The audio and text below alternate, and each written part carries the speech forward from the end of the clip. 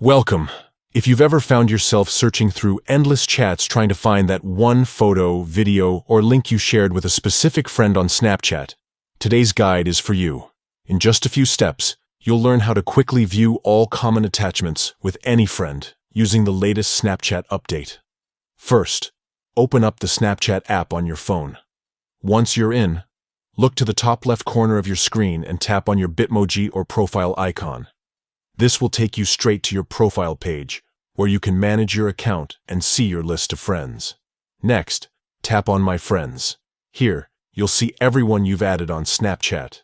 Scroll through the list and find the friend whose attachments you want to view. Once you've found them, press and hold down on their name. This will bring up a menu with several options related to your friendship and chat history. Now, here's the key step.